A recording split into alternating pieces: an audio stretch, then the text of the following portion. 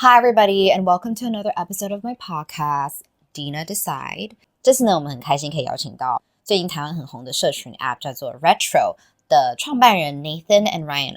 They came all the way from San Francisco, everybody. 他们是整个从旧金山飞过来的，我就觉得一定要从他们身上学到些什么东西。你知道，毕竟我觉得能够创业，然后能够真的成功，这个几率实在是很低。他们一定有很过于常人的 willpower 或是一些小 pebble 让他们的梦想成真。所以呢，希望自己呢可以给大家一些收获，然后 can feel more inspired. Hi guys, I'm Dena and welcome to another episode of Dena Decides. Today we have our very first two guests all the way from America. The two people sitting next to me helped build something that's quietly become part of our daily lives, okay? Something probably every one of you guys already are using, okay? And it is Instagram stories. And now they've taken everything they learned and started something new. They're the founders of the latest, most popular Gen Z social app with roughly 1.2 million users of March 2026 and has hit #1 in photo apps in 12 countries and was the #1 overall app in 6 countries. And that app is called Retro. Nathan and Ryan, welcome to my podcast. First of all, I would love to hear you guys introduce yourself a little bit and then tell us why you're here. So I'm Nathan Sharp. I'm the co-founder of Retro with Ryan. We're here because Taiwan is our biggest market for retro. It took off here in November 2024, and it's been growing in an awesome way ever since. And so we've resolved to come here and talk to people, talk to users, ever since that growth. And so here we are finally, and so excited to meet everyone. And I'm Ryan, and yeah, it's just been amazing being here in Taiwan. I love Taipei, such a cool city, and excited to meet users and talk to folks about retro.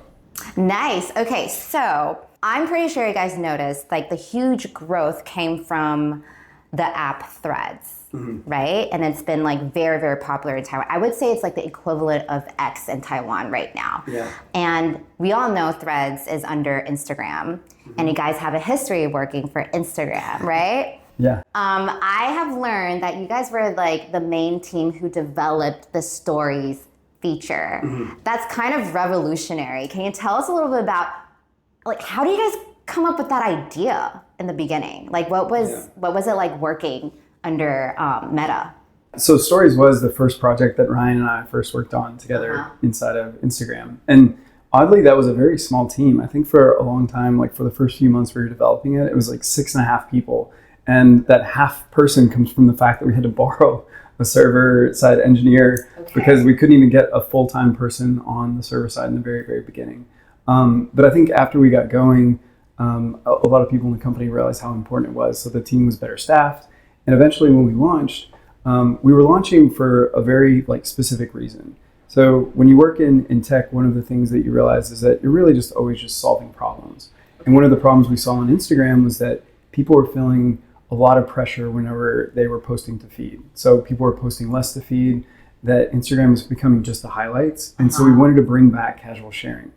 Casual sharing. Yeah, just the everyday moments in between the big events or a wedding or a getaway or a vacation or something like that. And so as you looked at the problems, we identified that it was a lot of the public feedback or public likes. That if people didn't get enough likes, they wanted to delete it. It was permanence on your profile. And it was this norm of one post at a time to feed. Otherwise, your friends would think you're flooding the feed. Yes. There's a lot of subtle rules. Yeah. And so, the solution to that was, if you looked across the ecosystem, there was the stories format that Snapchat had pioneered. And that really, the 24-hour ephemerality meant that it didn't show up on your profile for longer than 24 hours.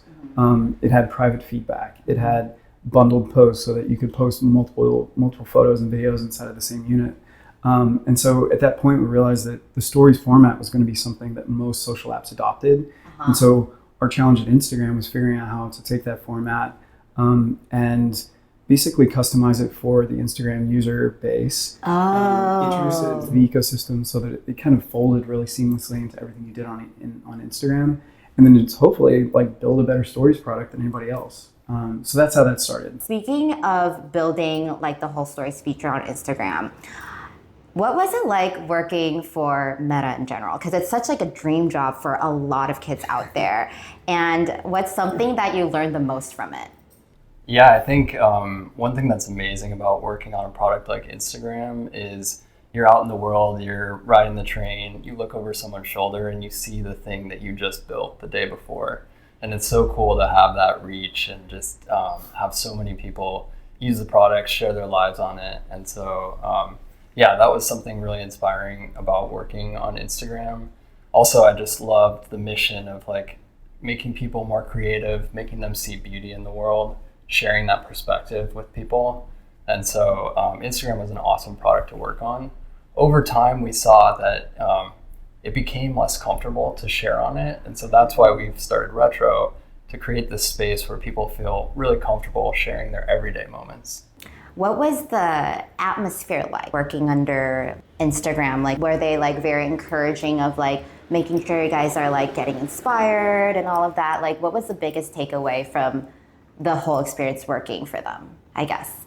Well, I think something really special about working on Instagram in 2016, 2017, when we were working on projects together, was that you got to work closely with Kevin and Mikey, who are just like iconic entrepreneurs, generational founders.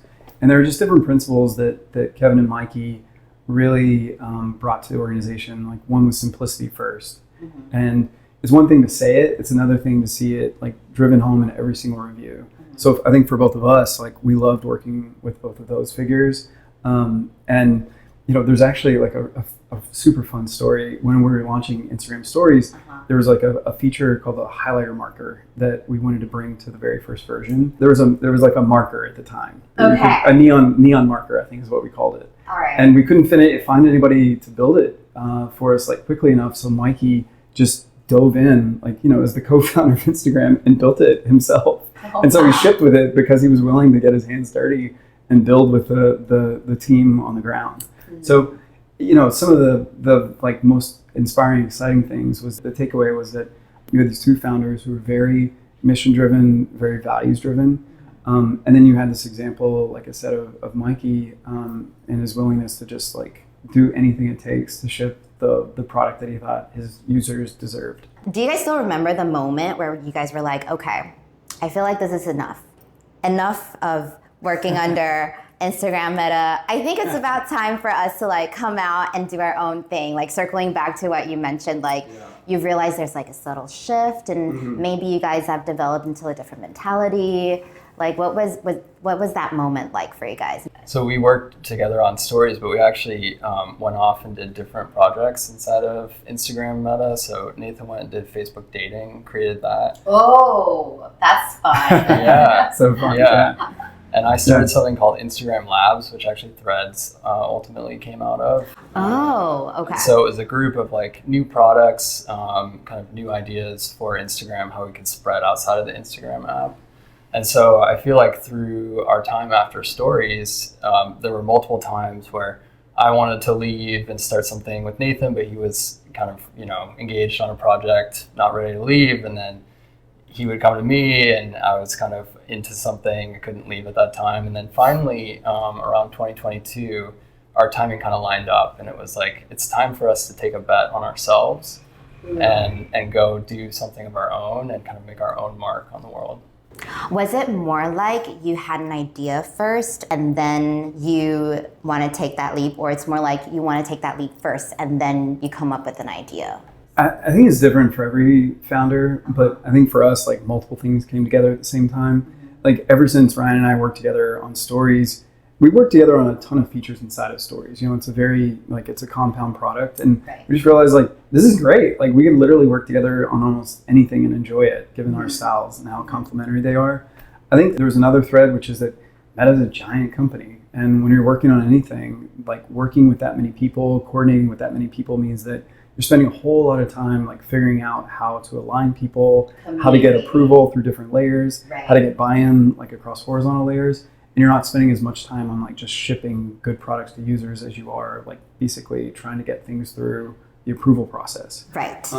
But I think the bigger thing beyond that like kind of told us this was the time was that we just saw a general shift in social media where almost every product that had served this use case of just staying updated with your friends had pivoted really hard toward the entertainment use case among creators. Right. And so where social media used to be something that was like primarily about friends and bringing people together, And real it had really connection. just, yeah, exactly. It had kind of become just more or less like passive consumption for you to like zone out, whether it's like before you go to bed or in the elevator or at work or wherever it is, whenever you kind of feel like a tinge of boredom or awkwardness or like a negative emotion, you just pull your phone out and zone out. And so we thought, this is a time, like there's time for a new social media breakout. And we thought like, because of like everything we had learned across the things we built, that we were in kind of this place where we could uniquely contribute to like the ecosystem and hopefully kind of the history of social media by creating something that is 100% dedicated to like bringing friends closer. Right. And then finally like a social media app that like actually makes you feel good. And so, those three things together, I think we knew we loved working together.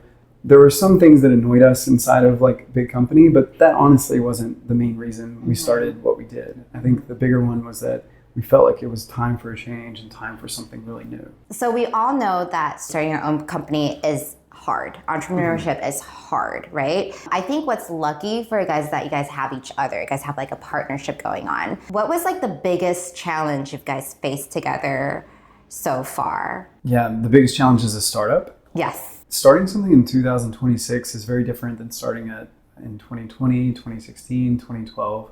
The way that social networks in each one of those kind of eras grew is no longer a relevant way to grow.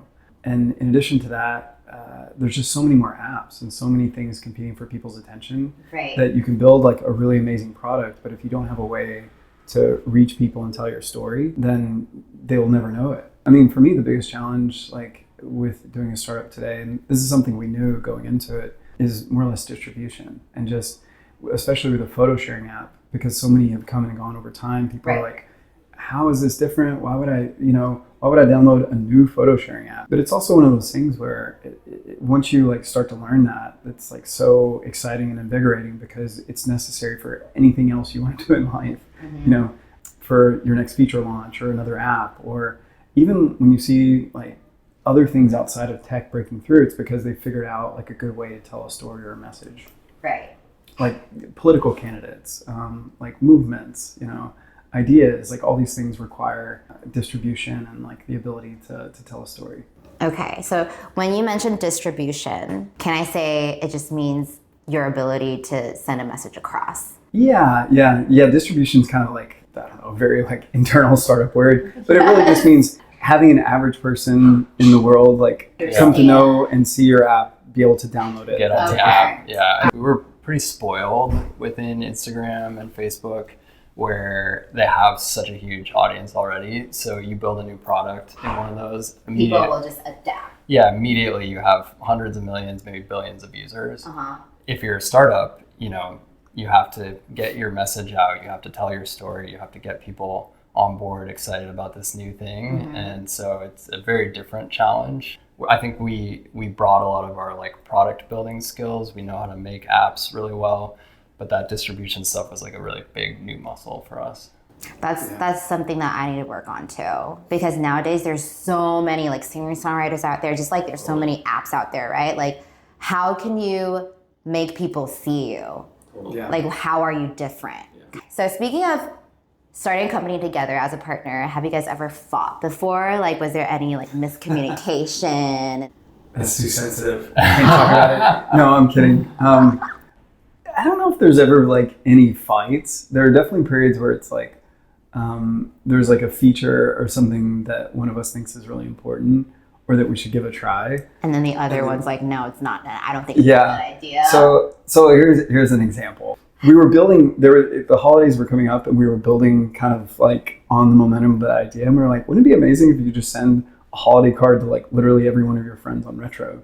So I kind of dragged Ryan into this feature where I was like, I would love to do this for myself. Like I send Christmas cards every year. And so anyway, I pulled him into this thing and it took like a month and a half for us to figure out that it's kind of a bit of a waste of time, like way more time to like engineer, find the right printing partner, integrate with them. And so it wasn't a fight, but it was me having to finally say like, I think we should cut this one off here before we go any further. There's like lots of more valuable features we can build beyond this. And it was like, I'm sorry for causing us to spend so much time on this thing. We were always really aligned in how we thought about how products should work and what we wanted to do for people. Right. And so, yeah, I feel like we really don't disagree that much. Doing a startup, there's so much uncertainty about how this thing will pan out. So I feel like having a partner to, sometimes I have more energy, sometimes he has more energy to kind of like bring you up and keep you motivated through the low times, and then somebody to share the high times with as well. It's been awesome. For sure. I can't imagine how solo entrepreneurs do it. Same. I'm like trying to do like this independent singer-songwriter here. It's like, it's hard. It's really hard. It would be so nice to be able to have like a business partner. Yeah. Let's go way back to the womb. So I read through all of these articles that Nathan, you went to Harvard, and then you interned at Google, and then you work for Meta, and then now you start your own company. You sound like you have like a perfect, you went to the perfect path. You have like a perfect path. And then Ryan, you're like a software engineer, right? Software engineer is like all the parents would want their kids to like study that kind of. So can you guys tell us a little bit about what was it like growing up for you guys? Have you guys always known that this was the path that you were going to take? Or was it more like a gradual epiphany? So as I was growing up, I was always drawn to entrepreneurship, even though it wasn't called entrepreneurship. I remember playing things like SimCity 2000 and feeling, it's not exactly entrepreneurship, but you're starting a city and you're founding that. Right. There was this program called Junior Achievement in elementary school and middle school. And it was about kind of the act of starting a business and entrepreneurship. And I always loved those classes. I think the bigger thing though is I was always into this idea of impact at scale. I think the idea is that you can build something and do something once that can reach a lot of people and impact a lot of people, like change a lot of people's lives. What was that term again? Impact at scale. So like Impact really at making scale. an important change for the better in people's lives and doing it across scale or among a lot of people's lives. And that always interested me. I remember when I was really little, I was also kind of into architecture.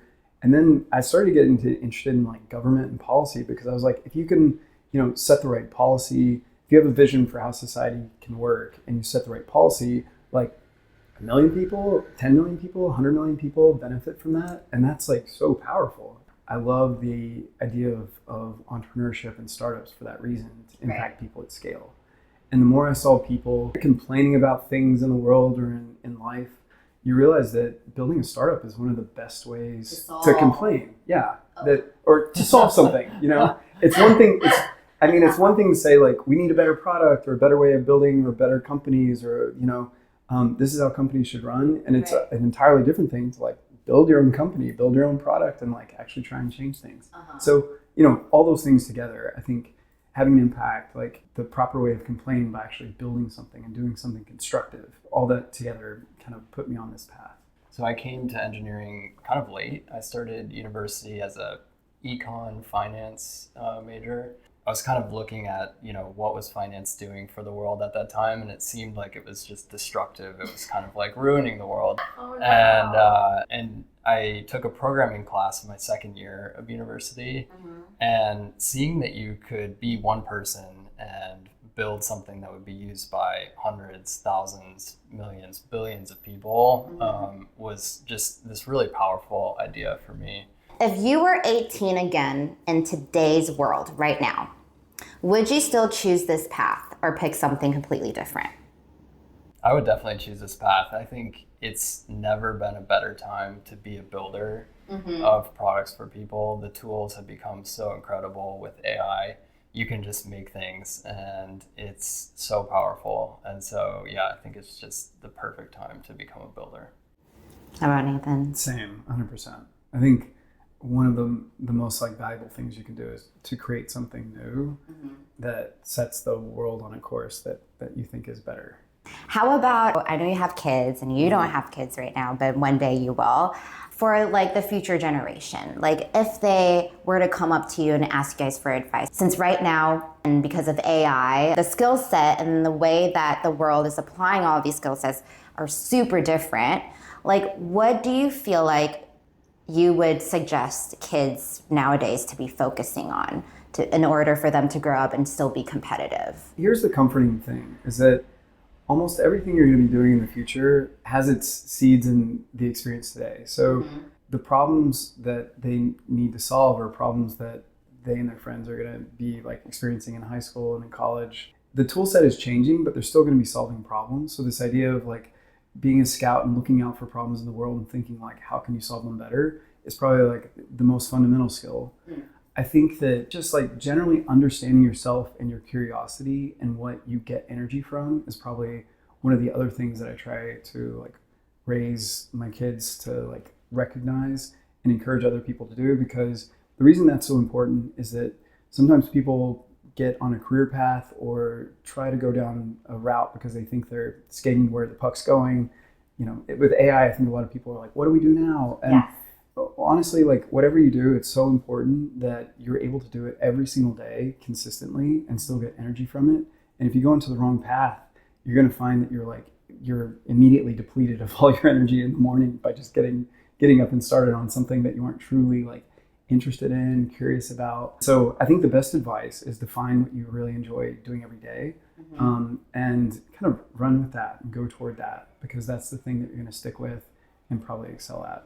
I think the other thing to do is like really just chill. I think that like relax. I think so many people right now are just like, the future is going to be so different, and I think it is. I think that our grandkids are probably going to experience a world that's like somewhat unrecognizable to us today. But the thing is that you're going to be experiencing these transformations together. Like as a society, we're going to be doing this together. Right. And if you're kind of focused on like fundamental skills of say breaking problems down into smaller chunks and solving them, figuring out like what is better for individuals in society, figuring out what gives you energy personally so that you can work on things individually, you're going to be able to weather that transformation so much better.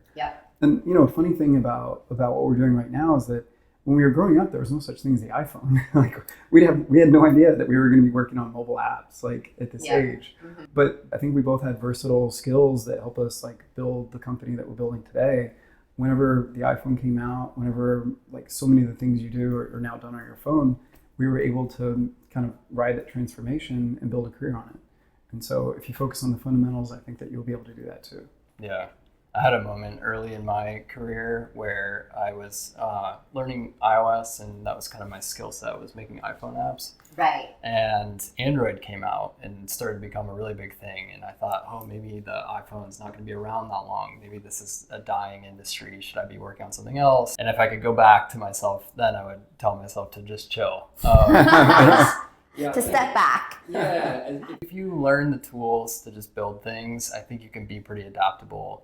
And you can adapt to new technologies. A lot of the core skill set is ultimately shared. And yeah, one of the cool things I think about building for the future is bringing your perspective to what do you want to see in the world. You're able to, guide the future by what you choose to build. I think having that like think bigger mindset is so important, and also as important as you guys like sent out like a common message is the fact that you guys found what you guys truly love doing every single day. And I think that's really important. Like the importance of that will never change. So if you guys are watching, anyone that's like feeling a little bit lost right now, it's okay to chill, step back a little bit, and then just think about what you love doing. Yeah. And I will say, when I say chill, I don't mean like just like sit on your couch for hours a day. I just mean, don't panic, take a deep breath. Remember that future is like seated in the experience of today, and you're gonna have time to adapt and transform. So as long as you're like working hard and paying attention to trends and shifts and like what gives you energy, how you can help out other people, you're going to be okay. So I heard that both of you guys really love reading. Can you guys give us some book recommendations let's break it down a little bit because it is a big question. One book for teenagers, one book for like if you're in college, university, and then a book for like adults, like over 22. That's like serious. That's like, oh my gosh, how do I narrow it down to just one book?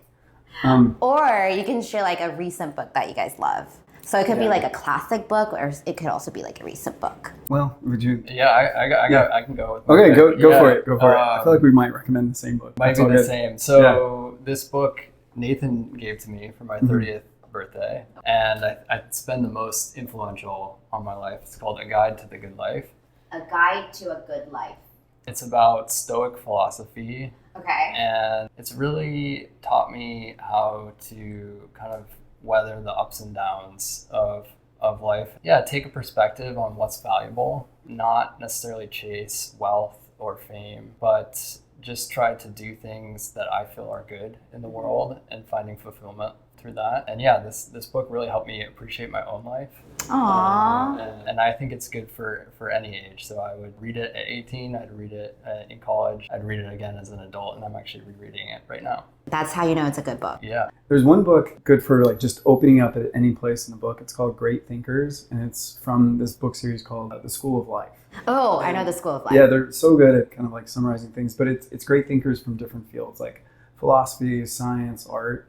And I feel like every single one of those chapters is just so inspiring, and it would be really good for anybody, like whether you're middle school, college, an adult.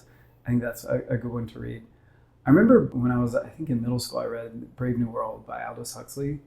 And that was one of the first books I read where it really challenged me to think about how the world might change from where it is today. There's a lot of, I think, good science fiction and interesting things. I think one interesting thing about that book, though, has influenced my thinking today, which is that sometimes you have to worry about kind of the classic like authoritarian tyrant and that type of thing. But in this book, like one of the things that Aldous Huxley was convinced of was that we wouldn't be threatened by like tyrants as much as we would be these like pleasures that distract you from the important things today. Okay. And so the idea was that it would be things like entertainment that actually kind of draw you away from the things that are really important to you. Right. And so that book has impacted me today because I think, some short form content is actually like that. Yeah. That it's not a problem because it's like bad entertainment. It's a problem because it's so good and so addicting that you might just waste your entire life away behind a screen.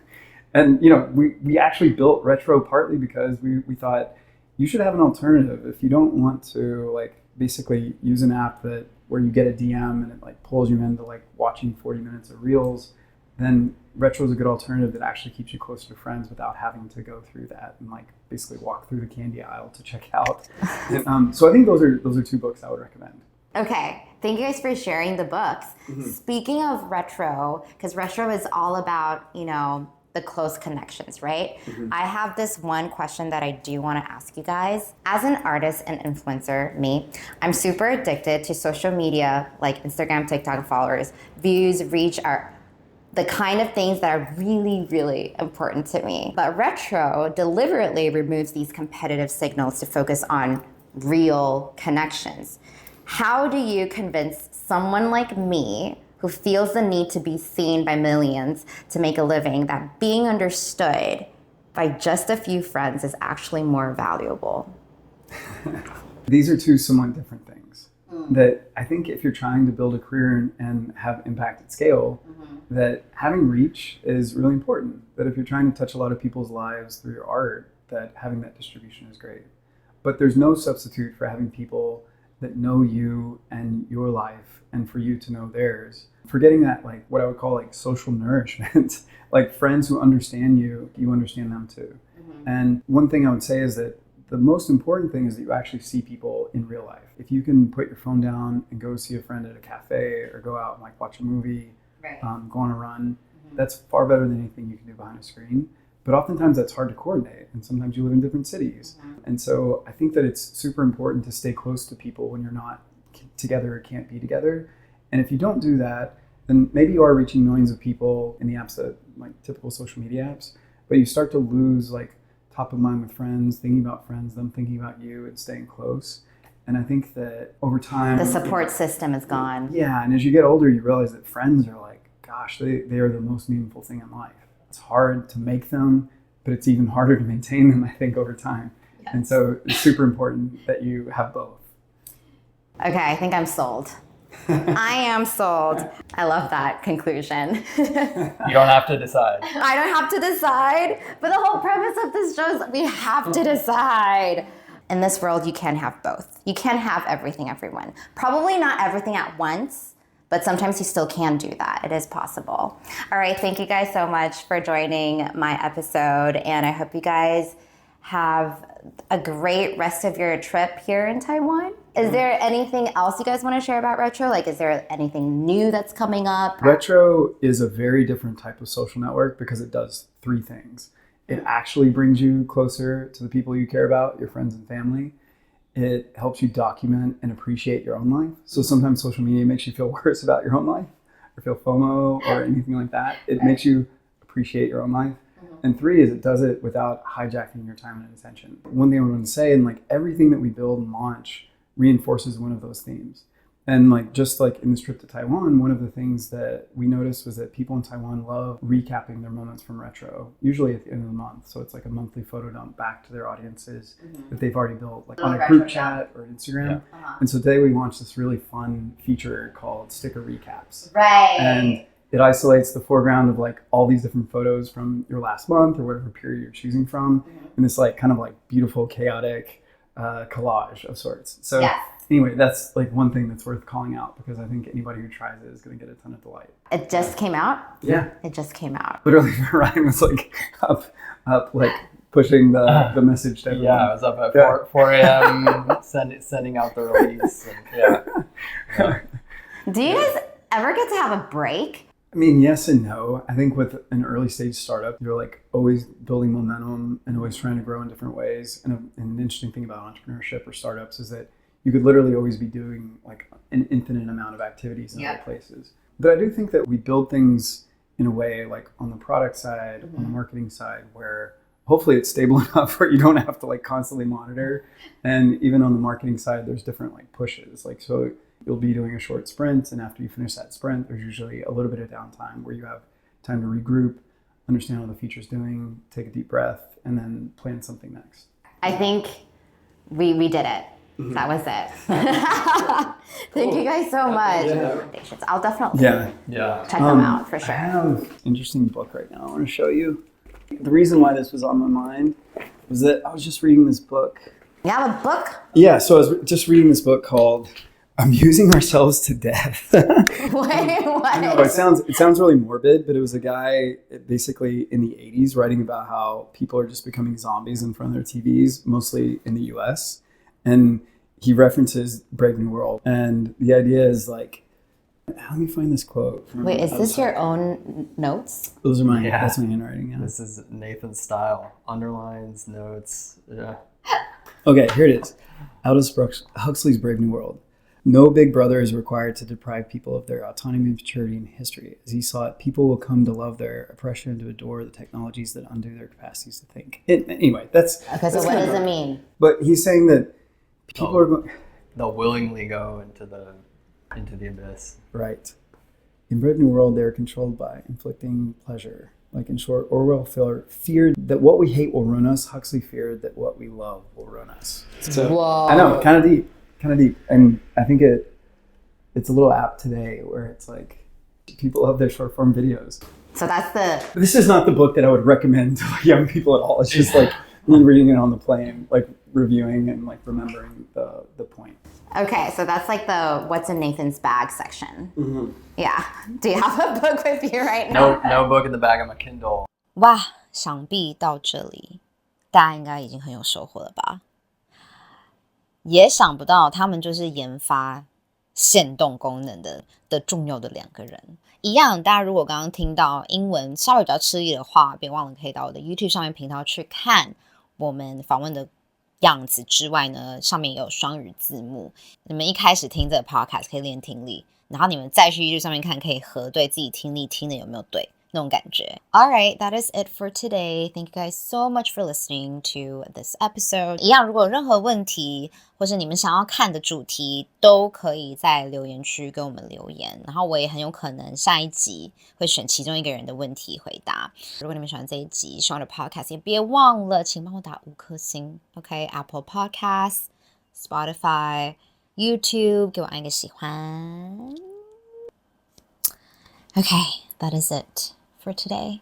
Thanks for listening to Dena Decides, where I overthink about life so you don't have to. All right. Bye. Bye bye bye bye bye. Bye bye bye bye bye bye.